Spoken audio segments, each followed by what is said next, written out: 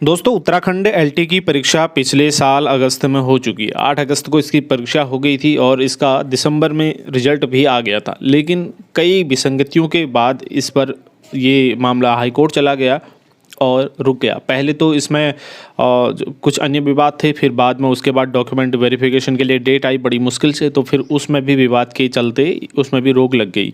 अब यहाँ पर कई लोग ऐसे हैं जिनकी सिलेक्शन हो चुका है, तो उन लोगों की नियुक्ति नहीं हो पाई है, तो वो इंतज़ार में है कि कब नियुक्ति मिले। तो इस वजह से वो खुद मतलब नौकरी लगने के बाद एक तरह से आप कह सकते हैं कि वो बेरोजगार महसूस कर रहे हैं। अब यहाँ पर एलटी अभ्यर्थियों ने आयोग पर जो है उपेक्षा का आरोप लगाया है और ये भी कहा है कि कोर्ट में ढंग से दाखिल नहीं कर पा रहे हैं ये जवाब आयोग वाले। तो इस पर पूरी चर्चा करेंगे। देवभूमि एजुकेशन पॉइंट पर आपका स्वागत है। हमारे साथ लास्ट तक बने रहना वीडियो में और अपनी क्रिया प्रतिक्रिया जरूर देना आप। एलटी अभ्यर्थियों ने उत्तराखंड अधीनस्थ सेवा चयन आयोग पर कुछ प्रश्नों को लेकर चयनित नहीं हो सके अभ्यर्थियों के मामले में न्यायालय में सही ढंग से जवाब दाखिल नहीं करने का आरोप लगाया है। बुद्ध पार्क में सांकेतिक धरने पर बैठकर अभ्यर्थियों ने नाराजगी जताई। उन्होंने आयोग या सरकार से मामले का संज्ञान लेकर चयनित अभ्यर्थियों की ओर से माननीय उच्च न्यायालय में अर्जेंसी डालने की मांग की ताकि मामले का जल्द निपटारा हो सके। चयनित अभ्यर्थियों का कहना है कि माध्यमिक शिक्षा विभाग के अंतर्गत सहायक अध्यापक के विभिन्न विषयों पर 13 अक्टूबर 2020 को 1431 पदों की विज्ञप्ति जारी हुई थी, जिसकी परीक्षा 8 अगस्त 2021 में संपन्न हुई और परिणाम 31 दिसंबर 2021 को आयोग ने घोषित किया था। कुछ कारणों से जिन अभ्यर्थियों का चयन नहीं हो पाया, कुछ प्रश्नों को लेकर वो उच्च न्यायालय की शरण में चले गए थे और भर्ती की प्रक्रिया पर रोक लगा दी थी। आयोग के ढुलमुल रवैये से न्यायालय में अब तक 7 बार तारीख मिल चुकी है। उन्होंने कहा कि लेट लतीफ़ी का दुष्परिणाम चयनित अभ्यर्थियों के साथ उत्तराखंड की शिक्षा व्यवस्था पर भी पड़ रहा है। इस अवसर पर राकेश टमटा, कैलाश, सूरज कोठारी, विनोद बेलवाल, प्रदीप, ओम प्रकाश समेत अन्य लोग मौजूद रहे।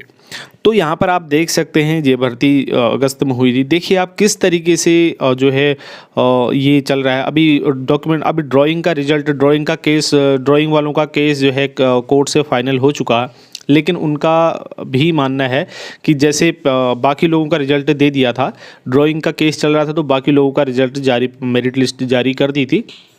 तो भाई अब यहाँ पर बाकी अन्य वजह से अगर कोर्ट में केस है तो ड्राइंग का रिजल्ट भी जारी कर दिया जाए।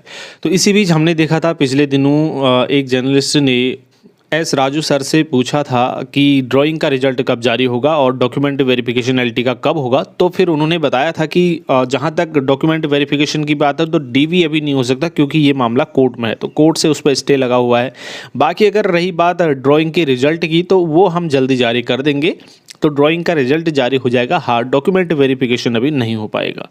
तो ये उम्मीद बनती है कि जो है मई में जो है ड्राइंग का रिजल्ट जारी हो जाए और 18 मई को अभी उसकी कोर्ट में हियरिंग होनी है। आयोग की तरफ से जो है कोई ठोस जवाब नहीं दिया जा रहा है जिससे बच्चे नाराज हैं। तो यहाँ पर देखें 18 मई को क्या ये क्लियर हो पाता है, एक उम्मीद हमें करनी होगी। और लेकिन जिस तरीके से ये ढुलमुल रवैया चल रहा है इससे एक उम्मीद भी नहीं बन पाती है।